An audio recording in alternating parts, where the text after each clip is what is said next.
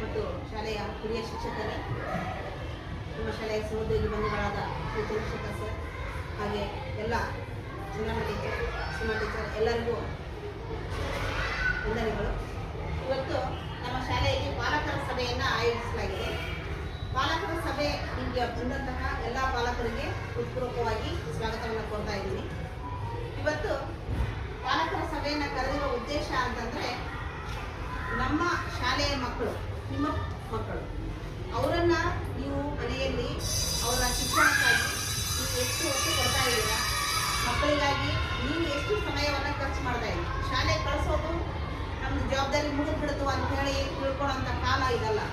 ಎಲ್ಲ ಮಕ್ಕಳು ಕೂಡ ಶಾಲೆಯಿಂದ ಮನೆಗೆ ಬಂದ ಮೇಲೆ ಅವರು ಯಾವ ರೀತಿ ಓದ್ತಾರೆ, ಶಾಲೆಯಲ್ಲಿ ಏನೇನು ಓದಿದ್ದಾರೆ, ಅವರಿಗೆ ಏನೇನು ಶಾಲೆಯಲ್ಲಿ ಶಿಕ್ಷಕರು ಕಲಿಸಿದ್ದಾರೆ, ಅದೆಲ್ಲ ವಿಷಯವನ್ನು ನೀವು ಮತ್ತೊಂದು ಸಲ ಮನೆಯಲ್ಲಿ ಕೇಳಬೇಕು. ಮಕ್ಕಳು ಏನು ಮಾಡ್ತಾರೆ ಅಂದರೆ, ಶಾಲೆಯಿಂದ ಮನೆಗೆ ಬರ್ತಾರೆ, ಬಂದ ತಕ್ಷಣ ಪಾಠಶೀಲ ಇಡ್ತಾರೆ, ಎಲ್ಲ ಫ್ರೆಂಡ್ಸ್ ಸೇರ್ಕೊಂಡು ಆಟಾಡಕ್ಕೆ ಹೋಗ್ಬಿಡ್ತಾರೆ. ಅಂಥ ಒಂದು ಪರಿಸ್ಥಿತಿ ಇರಬೇಕಾದಾಗ ಆ ಮಕ್ಕಳನ್ನು ಕೂರಿಸ್ಕೊಂಡು ನೀವು ಇವತ್ತಿನ ದಿನ ಯಾವ್ಯಾವ ವಿಷಯವನ್ನು ಟೀಚರ್ ಪಾಠ ಮಾಡಿದರು, ಯಾವ್ಯಾವ ವಿಷಯದ ಬಗ್ಗೆ ನೀವು ತಿಳ್ಕೊಂಡ್ರಿ, ಮತ್ತು ನಿಮಗೆ ಏನು ಸಮಸ್ಯೆ ಇದೆ.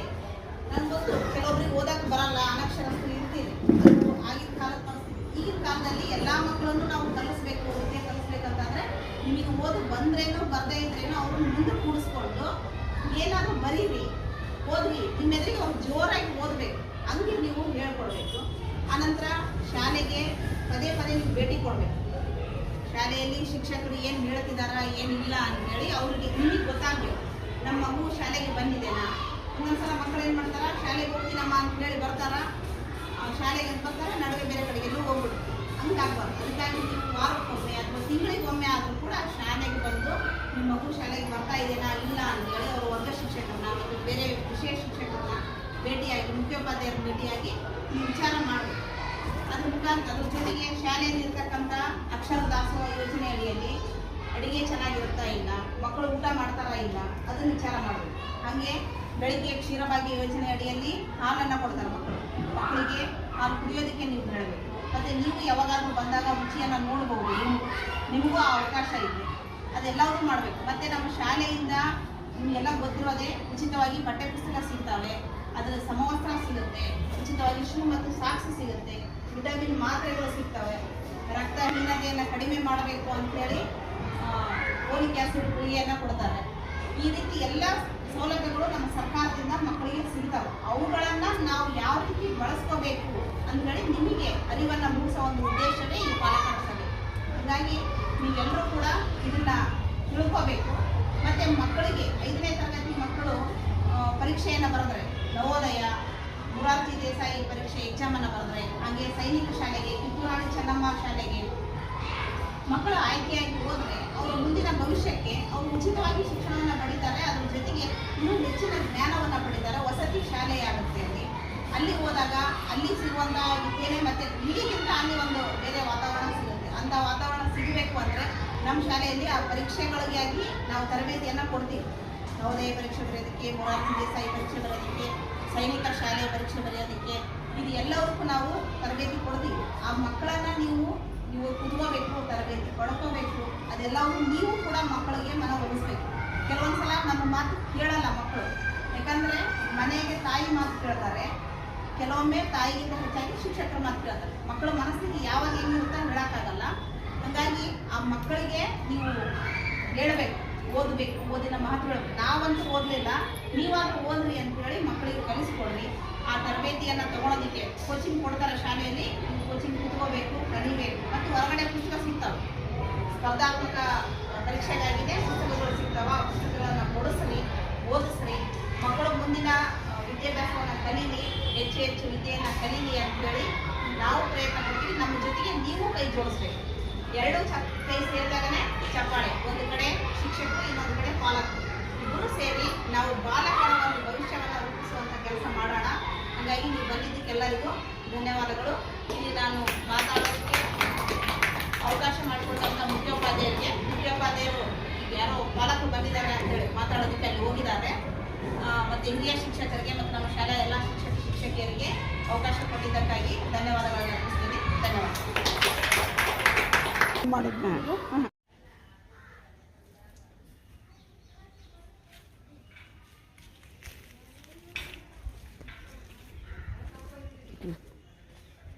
ಅದೇ ಮಾಡ್ತಾರೆ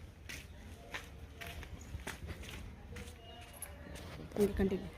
ಏ ನಿಂತು ಅಲ್ಲಿ ಏನಿದೆ ಹೆಸರು? ಇಲ್ಲೇ ಕರಿಯ ನೀನು ಇಲ್ಲಿ ಶಾಲೆಗೆ ಹೋಗಲ್ಲ ನೀನು? ಯಾಕೆ ಏನು ಮಾಡ್ತಾರ ಇಲ್ಲಿ ಶಾಲೆಗೆ? ಶಾಲೆಗೆ ಹೆಸರಾಗ ರೈತ ಇಲ್ಲ ನೀನು? ಯಾವ ಶಾಲೆಗೆ ಹಚ್ಚಾರ?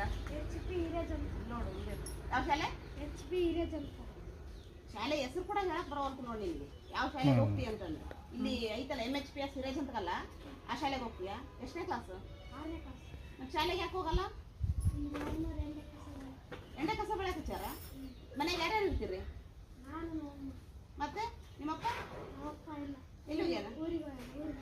ಊರು ಬಿಟ್ಟು ಹೋಗ್ಯಾರ? ನಿಮ್ಮಮ್ಮ ಎಲ್ಲದ? ನಿಮ್ಮ ಮನೆ? ಬಾ ಮನೆಗೆ ಹೋಗೋಣ ಬಾ.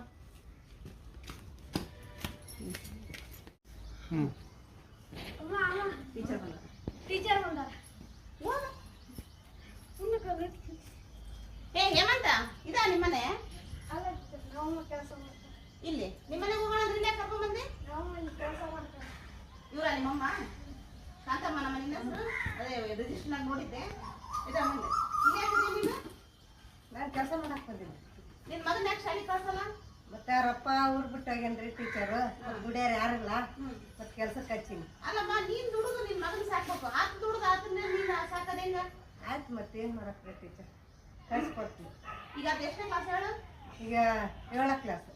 ಆತ 6 ಅಂತಾನೆ ನೀನ್ 7 ಅಂತ ಎಷ್ಟನೇ ಕ್ಲಾಸ್ ಇಲ್ಲ? 6ನೇ ಕ್ಲಾಸ್. ನಿನ್ ಮಗ ಎಷ್ಟನೇ ಕ್ಲಾಸ್ ಅನ್ನೋದೇ ನಿನಗೆ ಗೊತ್ತಿರತ್ತಿಲ್ಲ. ಇಂಥ ಪರಿಸ್ಥಿತಿ ಐತಲ್ಲ, ಆತ 6ನೇ ಕ್ಲಾಸ್ ಓದ್ತಾನ, ಶಾಲೆಗೆ ಆತನ ಹೆಸರು ಐತೆ, ನೀನ್ ಅದನ್ನ ಶಾಲೆಗೆ ಕಳಿಸ್ಕೊಡ್ಬೇಕು. ಕಳ್ಸಿಕೊಡ್ತೀನಿ. ಇವತ್ತೊಂದಿನ ಅಲ್ಲ, ದಿನಾಲು ಕಳಿಸ್ಬೇಕು. ಇನ್ಮೇಲೆ ಆತ ಶಾಲೆಗೆ ಹೋಗಿ ಬರ್ಲಿ, ಹೋಗಿ ವಿದ್ಯಾವಂತ ಆಗಿ ನೌಕರಿ ತಗೊಂಡ್ರೆ ನಿನ್ನ ಕೂಡಿಸಿ ಊಟಕ್ಕೆ ಹಾಕ್ತಾನ. ನೀನ್ ಇನ್ನೊಬ್ರ ಮನೆ ಚಾಕರಿ ಮಾಡಕ್ ತಪ್ಪುತ್ತೆ, ಹೌದಾ? ಮತ್ತೆ ನೀನ್ ಅದನ್ನ ಓದೋದು ಬಿಡಿಸಿದ್ರೆ ನಿನ್ ಗಂಡ ಹೆಂಗ್ ಓಡೋಗ ಅದನ್ನ ನಾಳೆ ಅದೇ ಪರಿಸ್ಥಿತಿಗೆ ಬರ್ಬೇಕು, ಹೌದಾ? ಏನಪ್ಪಾ ಶಾಲೆಗೆ ಹೋಗ್ತೀಯಾ? ದಿನ ಬರ್ಬೇಕು. ಯಾವ್ದು ನಿನ್ ಶಾಲೆ? MHPS ಹಿರೇಜ್ ಅಂತಕಲ್. ಕರೆಕ್ಟಾಗಿ ಹೇಳು. MHPS ಹಿರೇಜ್ ಅಂತಕಲ್. ಶಾಲೆಗೆ ಹೋಗೋದು ಬಿಟ್ಟಿದ್ದಕ್ಕೆ ನೋಡಿ ಇಂಥ ಪರಿಸ್ಥಿತಿ. ಹೆಸರು ಕೂಡ ಹೇಳಕ್ ಬರ್ತಿಲ್ಲ. ಅದನ್ನ ಇವತ್ತಿನಿಂದ ಶಾಲೆ ಕಳ್ಸಲ್ಲ, ತಪ್ಪಿಸ್ಬಾರ್ದು ನೋಡು. ಸರಿ ಹೋಗಪ್ಪ, ಶಾಲೆಗೆ ಹೋಗ್ಬೇಕು. ನೀಟಾಗಿ ತಲೆ ಸ್ನಾನ ಮಾಡಿ ಡ್ರೆಸ್ ಹಾಕೊಂಡು, ಸ್ಕೂಲ್ ಡ್ರೆಸ್ ಇದಾವ ಶಾಲೆಗೆ ಕೊಟ್ಟಾಗ ಹೋದಾಗ ಡ್ರೆಸ್ ಹಾಕೊಂಡು ಶಾಲೆಗೆ ಹೋಗ್ಬೇಕು, ಸರಿನಾ? ಹೋಗ್. ಎಲ್ಲಿದೆ ಅವ್ರ ಮನೆ? ಪೂಜನ್ ಮನೆ. ನಮಸ್ಕಾರಮ್ಮ. ನಮಸ್ಕಾರ. ಪೂಜಾ ನಿಮ್ಮ ಮೊಮ್ಮಗಳನ್ನ? ಮೊಮ್ಮಗಳ್ರಿ. ಇದಾಳ ಆಕಿ ಮನೆಗ? ಕರೀರಿ. ಪೂಜಾ ಯಾಕಮ್ಮ ಶಾಲೆಗೆ ಬಂದಿಲ್ಲ? ಕೆಲಸ ಆಯ್ತ್ರಿ ಮನ್ಯಾಗ. ಕೆಲಸ ಆಯ್ತಾ? ಹಂಗಂದ್ರೆ ಹೆಂಗಮ್ಮ ಶಾಲೆಗೆ ಕಳಿಸ್ಬೇಕಲ್ಲ ಆಕಿನ? ಇಲ್ಲ ಮತ್ತೆ ಮನ್ಯಾಗ ಮಾಡಾರ ಇಲ್ರಿ. ಮನ್ಯಾಗ ಮಾಡಾರ ಯಾರು ಇಲ್ಲ? ಯಾರಿಲ್ಲ. ಅಲ್ಲಮ್ಮ ನೀವು ಮತ್ ಮನ್ಯಾಗ ಯಾರು ಇರ್ತೀರಿ? ನಿಮ್ಮಪ್ಪ ಅಮ್ಮ ಇರ್ತಾರ್ರಿ. ಕೆಲ್ಸಕ್ಕೆ ಹೋಗ್ಯಾರ? ಮನೆಗಿದಾರ? ಕೆಲಸ ಆಕೈತೆ, ಕೆಲ್ಸಕ್ಕೆ ಹೋಗ್ಯಾರ ಅವರು. ಮತ್ತೆ ಈಕಿನ ಕಳ್ಸಲ್ಲ ಶಾಲೆಗೆ? ಮತ್ತೆ ಮನ್ಯಾಗ ಮಾಡ್ಕೋಬೇಕಲ್ಲ ಎಲ್ಲ. ಹಂಗಂದ್ರೆ ಹೆಂಗಮ್ಮ ನೀವು ಆಕಿ ಮನ್ಯಾಗ ದೊಡ್ಡೋರಿದ್ದು ಆಕಿನ ಶಾಲೆ ಬಿಡಿಸಿದ್ರೆ ಹೆಂಗ್ ಹೇಳ್ರಿ? ಶಾಲೆ ಕಳಿಸ್ಬೇಕು. ಕಳಿಸ್ತೀರ? ಯಾವಾಗ? ಈಗಾಗಲೇ ಹಿಂಗಾದ್ರೆ ಏನಾಗತ್ತೆ ಗೊತ್ತಾ? ಒಂದಿನ ಬರೋದು 2 ದಿನ ಬಿಡೋದು ಮಾಡಿದ್ರೆ ಓದು ಬರಹ ಪೂರ್ತಿ ಆಕಿಗೆ ಬರಲ್ಲ. ಈಗ ಇವ್ರೆಲ್ಲಾರು ಏನಾಗ್ತಾರ, ದಿನ ಬರೋರು ಮುಂದೆ ಹೋಗ್ಬಿಡ್ತಾರ, ಆಕಿ ಹಿಂದೆ ಕುಳ್ಕೊಂಡ್ಬಿಡ್ತಾರ, ಹೌದಲ್ಲ? ಆಕಿನ ದಿನ ಕಳಿಸ್ಬೇಕು ನೀವು ಶಾಲೆಗೆ. ಪೂಜಾ ಶಾಲೆಗೆ ಬರ್ತಿಲ್ಲಮ್ಮ? ದಿನ ಬರ್ಬೇಕು. ಮನೆಯಾಗಿನ ಕೆಲಸ ಬೆಳಿಗ್ಗೆ ಬೇಗ ಎದ್ದು ಎಲ್ಲ ಮುಗಿಸ್ರಿ. ನೀವು ನಿಮ್ ಕೈಲಿ ಆಗಲಿಲ್ಲ ಅಂದ್ರೆ ನಿಮ್ ಸೊಸೆ ನಿಮ್ಮ ಮೊಮ್ಮಗಳು ಮಾಡ್ಲಿ, ಬಡ ಮಾಡಿ ಸ್ವಲ್ಪ ಕಳಿಸ್ಕೊಡ್ರಿ. ಬರೀ ಕುರಿ ಇದಾವ, ದನ ಇದಾವ ಅಂತ ಅವೇ ಕೆಲಸ ಮಾಡ್ಕೊಂತ ಕುಂತ್ರೆ ಅಲ್ಲಮ್ಮ, ಅವನ್ನೇ ಕೆಲಸ ಬಾಳ ಅದಾವ ಅಂತ ನೀವು ಮನೆಗೆ ಇಟ್ಕೊಂಡ್ಬಿಡ್ತೀರಿ. ಹಂಗಂದ್ರೆ ಓದು ಕಲಿಯಲ್ಲ. ವಿದ್ಯೆ ಕಲ್ತ್ರೆ ಮುಂದೆ ಆಕಿನ ಒಂದು ನೌಕರಿ ಆಗುತ್ತೆ. ಮತ್ತೆ ನಿಮಗೆ ಕಲ್ಸಕ್ಕೂ ಕಷ್ಟ ಆಗಲ್ಲ. ಶಾಲೆ ಹತ್ರನೇ ಇದೆ, ಹೌದಾ? ಸರ್ಕಾರಿ ಶಾಲೆ ಒಳಗ ಎಲ್ಲವೂ ಸಿಗುತ್ತೆ. ಬಿಸಿ ಊಟ ಸಿಗುತ್ತೆ. ಅಕ್ಷರ ದಾಸೋಹ ಯೋಜನೆ ಅಡಿಯಲ್ಲಿ ಬಿಸಿ ಊಟ ಕೊಡ್ತಾರ ಪ್ರತಿನಿತ್ಯ. ಮತ್ತೆ ಹಾಲು ಕೊಡ್ತಾರ, ವಿಟಮಿನ್ ಮಾತ್ರೆ ಕೊಡ್ತಾರೆ, ಪುಸ್ತಕ, ಬಟ್ಟೆ, ಶೂ, ಸಾಕ್ಸು ಇದೆಲ್ಲವೂ ನಮ್ಮ ಶಾಲೆಯಿಂದ ಸಿಗ್ತಾವಮ್ಮ. ಕಳಿಸ್ಕೊಡ್ರಿ. ಹೂ ಅಂತಂದು ಮತ್ತೆ ಬಿಡಬಾರ್ದು ನೀವು, ಕಳಿಸ್ಕೊಡ್ರಿ. ಅದಕ್ಕೆ ನಾಳೆಯಿಂದ ಕಳಿಸ್ತೀನಿ ಅನ್ನೋದಕ್ಕೆ ನೀವು ಸಹಿ ಮಾಡಿಕೊಡ್ರಿ. ನನಗೆ ಸಹಿ ಬರಂಗಿಲ್ಲ. ಸಹಿ ಬರೋದಿಲ್ಲ? ಹೆಬ್ಬಟ್ಟು ಬರ್ತೈತಿ. ಹೆಬ್ಬಟ್ಟು ಬರ್ತಲ್ಲ. ಇದನ್ನ ಹೊತ್ತು ಮಸಿ ಹಚ್ಚಿ ಬರಂಗಿಲ್ರಿ ಯಾವತ್ತು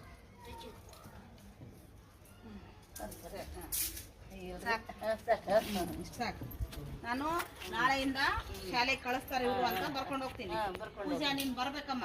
ಬರ್ತಾಳ್ರಿ ಬರ್ತಾಳ ಸೋಮವಾರದಿಂದ ಶಾಲೆಗೆ ತಪ್ಪದೆ ಬರ್ಬೇಕು. ಬರ್ಲಿಲ್ಲ ಅಂದ್ರೆ ನಾವು ಮತ್ತೆ ಎಲ್ಲರೂ ಬಂದ್ಬಿಡ್ತೀವಿ. ಎಲ್ಲಾರು ಬರ್ರಿ ತಮಾಷೆ ಅಲ್ಲಮ್ಮ, ದಯವಿಟ್ಟು ಕಳಿಸ್ಕೊಡಿ ಶಾಲೆಗೆ. ಕಳಿಸ್ತೀವಿ ಬರೋಣ.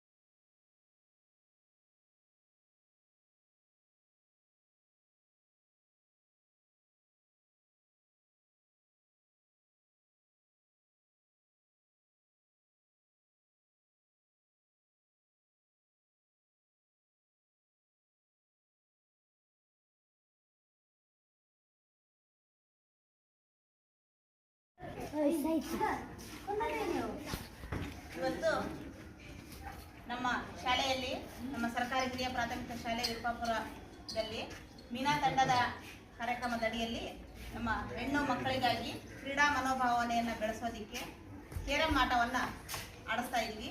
ಇದರಿಂದ ಮಕ್ಕಳಲ್ಲಿ ಒಳಾಂಗಣ ಕ್ರೀಡೆಯ ಬಗ್ಗೆ ಆಸಕ್ತಿ ಮೂಡುತ್ತೆ. ಜೊತೆಗೆ ಆ ಕ್ಷಣಕ್ಕೆ ನಾವು ಯಾವ ನಿರ್ಧಾರವನ್ನು ತಗೋಬೋದು, ಏನೇ ಒಂದು ಕಠಿಣ ಪರಿಸ್ಥಿತಿ ಬಂತಂದಾಗ ನಾವು ಒಂದು ಗಟ್ಟಿ ನಿರ್ಧಾರವನ್ನು ತಗೋಬೋದು. ಹಾಗೆ ಗೆಲ್ಲಬೇಕು ಅನ್ನೋಂಥ ಒಂದು ಛಲ, ಮತ್ತು ಸೋತ್ರೂ ಕೂಡ ನಾವು ಅದನ್ನು ಸ್ಪೋರ್ಟಿವ್ ಆಗಿ ತಗೋಬೋದು. ಕ್ರೀಡಾ ಮನೋಭಾವನೆಯನ್ನು ಇದ್ರ ಮುಖಾಂತರ ನಾವು ಬೆಳೆಸ್ಕೊತೀವಿ. ಸೋಲು ಗೆಲುವು ಮುಖ್ಯ ಅಲ್ಲ, ಆಟದಲ್ಲಿ ಭಾಗವಹಿಸೋದು ಮುಖ್ಯ ಅನ್ನೋದು ಕೂಡ ಈ ಆಟದಿಂದ, ಒಳಾಂಗಣ ಕ್ರೀಡೆಯಿಂದ ನಮಗೆ ಗೊತ್ತಾಗುತ್ತೆ. ಈಗ ಮಕ್ಕಳು ಕೇರಂ ಆಟವನ್ನು ಆಡ್ತಾ ಇದ್ದಾರೆ.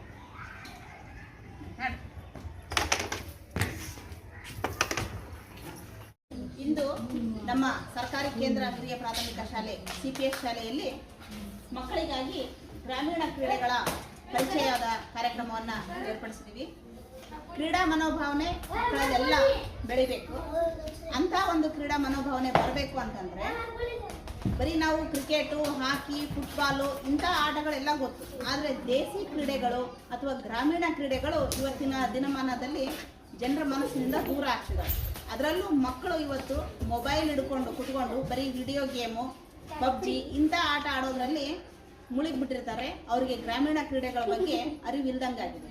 ಅದಕ್ಕಾಗಿ ಅವರಿಗೆ ಒಂದು ಪರಿಚಯವನ್ನು ಮಾಡಬೇಕು ಅನ್ನೋ ನಿಟ್ಟಿನಲ್ಲಿ ನಾವು ಇವತ್ತು ಗ್ರಾಮೀಣ ಕ್ರೀಡೆಗಳನ್ನು ಮಕ್ಕಳಿಂದ ಆಟ ಆಡಿಸ್ತಾ ಇದ್ದೀವಿ. ಇದು ಕೊಬ್ಬರಿ ಆಟ. ನಾಗರ ಪಂಚಮಿಯಲ್ಲಿ, ವಿಶೇಷವಾಗಿ ನಾಗರ ಪಂಚಮಿಯಲ್ಲಿ ಈ ಆಟವನ್ನು ಮಕ್ಕಳು ಆಡ್ತಾರೆ. ಇದನ್ನ ಆಡ್ತಾ ಮಕ್ಕಳಲ್ಲಿ ಯಾವ ರೀತಿ ಒಂದು ಸ್ಫೋಟನೆ ಬೆಳೆಯುತ್ತೆ ಅಂತಂದರೆ, ಇದನ್ನ ಹಿಂಗೆ ಆಡ್ತಾ ನಾವು ಹಲ್ಲಿನಿಂದ ಕಚ್ಚಿ ತಿನ್ನಬೇಕು ಅಂಥೇಳಿ ಒಂದು ಸ್ಪರ್ಧೆ ಬೆಳೆಯುತ್ತೆ, ಮಕ್ಕಳಿಗೆ ಚಾಲೆಂಜ್ ಬೆಳೆಯುತ್ತೆ. ಆ ರೀತಿ ಆಡೋದು ಈಗಿನ ಏನು ನಾವು ಹೆದರ್ತೀವಿ ಮಕ್ಕಳು ಆಡ್ಬೇಕಂದ್ರೆ, ಆದ್ರೆ ನಮ್ಮ ಬಾಲ್ಯದಲ್ಲಿ ಆ ರೀತಿ ಆಡ್ತಾ ಇದ್ದೀವಿ. ಇದು ಜೋರಾಗಿ ತಿರುಗ್ತಾ ಇದ್ದಾಗ ನಾವು ಇದನ್ನು ಕಚ್ಚಿ ತಿಂದು ಹಲ್ಲು ಮುರಿಲಾರ್ದಂಗೆ ಇರೋದು, ಅದು ಒಂದು ಕಾಂಪಿಟೇಷನ್ ಬೆಳೀತಾ ಇತ್ತು. ಹಾಗೆ ಅದನ್ನು ನಾವು ನಿಲ್ಲಿಸ್ಲಾರ್ದಂಗೆ ಆಡ್ತಾನೇ ಇರಬೇಕು ಅನ್ನೋದು ನಮಗೆ ಗೊತ್ತಾಗುತ್ತೆ. ಇದು ನಾಗಪಂಚಮಿಯಲ್ಲಿ ಜೋಕಾಲಿ ಜೀಕೋದಾಗಿರ್ಬೋದು, ಕೊಬ್ಬರಿ ಆಟ ಆಗಿರ್ಬೋದು ಆಡ್ತಾ ಇರ್ತೀವಿ. ಹಾಗೆ ಈ ಮಕ್ಕಳು ಅಳಗುಳಿ ಮಣೆ ಆಟ ಅಂತಲೂ ನಾವು ಇದನ್ನು ಕರಿತೀವಿ. ಅಥವಾ ನಮ್ಮ ಭಾಗದಲ್ಲಿ, ನಮ್ಮ ಗಂಗಾವತಿ ಭಾಗದಲ್ಲೆಲ್ಲ ಗಟ್ಟುಗುಣಿ ಅಂತ ಕರಿತೀವಿ. ಅಳಗುಳಿ ಮಣೆ ಆಟ, ಇದು ನಮ್ಮ ಪಠ್ಯಪುಸ್ತಕದಲ್ಲಿ ಕೂಡ ಈ ಆಟದ ಬಗ್ಗೆ ಪರಿಚಯ ಇದೆ.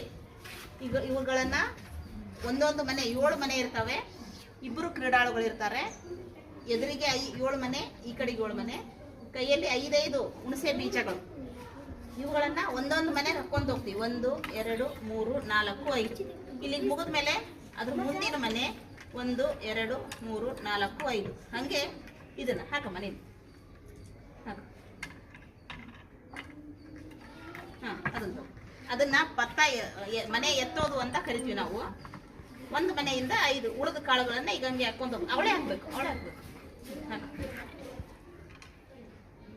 ಒಂದೊಂದೇ ಹಾಕ್ಬೇಕು. ಇದೊಂದು ಆಟ. ಇಲ್ಲಿ 7 ಅಡ್ಡ ಸಾಲು 7 ಮನೆ ಇರ್ತವೆ, ಉದ್ದ ಸಾಲು 7 ಮನೆ ಇರ್ತಾವ. ಇಲ್ಲಿ ಒಂದೊಂದಕ್ಕೆ ಇದು ಮನೆ ಅಂತ ಕರಿತೀವಿ ನಾವು, ಅಥವಾ ಕಟ್ಟೆ ಅಂತ ಕರಿತೀವಿ. ಇಲ್ಲಿ 8 ಮಾರ್ಕ್ ಹಾಕಿರ್ತಾರ. ಇವುಗಳನ್ನ ಇವರು ಆಡ್ಕೊಂತ ಹೋಗ್ತಾರ. ಈ ಮನೆ ಒಡತಿ ಈಕಿ, ಈ ಮನೆ ಒಡತಿ ಇವಳು, ಇದ್ರ ಮನೆ ಒಡತಿ ಇವಳು, ಈ ಮನೆ ಒಡತಿ ಇವಳು. ಇದನ್ನ ಒಂದು ಇದು ಪಗಡೆಗಳನ್ನು ತಗೋಬೇಕು. ಈ ಆಟ ಎಲ್ಲರಿಗೂ ಗೊತ್ತಿರುವಂಥದ್ದೇ. ಕುರುಕ್ಷೇತ್ರ ಯುದ್ಧ ನಡೆದಿರೋದೇ ಈ ಪಗಡೆ ಆಟದಿಂದ ಅಥವಾ ಚೌಕಾಬಾರ ಆಟ. ಇದನ್ನ ಈ ರೀತಿ ಮಾಡಿ ಹಿಂಗೆ ಹಾಕೋದು.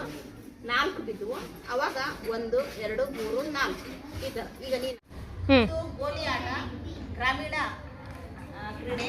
ವಿಶೇಷವಾಗಿ ಗಂಡು ಮಕ್ಕಳು ಈ ಗೋಲಿ ಆಟವನ್ನ ಆಡ್ತಾರೆ. ನೋಡಿ ಆಡ್ರಿ.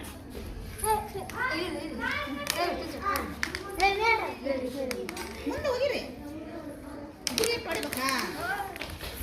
ಗ್ರಾಮೀಣ ಕ್ರೀಡೆಯಲ್ಲಿ ಇದು ಒಂದು ಆಟ. ಚಿನ್ನಿ ದಾಂಡು ಆಟ. ಇದು ಉದ್ದ ಇರುತ್ತೆ, ಇದನ್ನ ದಾಂಡು ಅಂತ ಕರೀತಾರ. ಇದು ಚಿಕ್ಕದಾಗಿರುತ್ತೆ, ಇದನ್ನ ಚಿನ್ನಿ ಅಂತ ಕರೀತಾರ. ಇದನ್ನ ಈ ರೀತಿ ಇನ್ನು ಹೊಡಿತಾರ. ನಮ್ಮ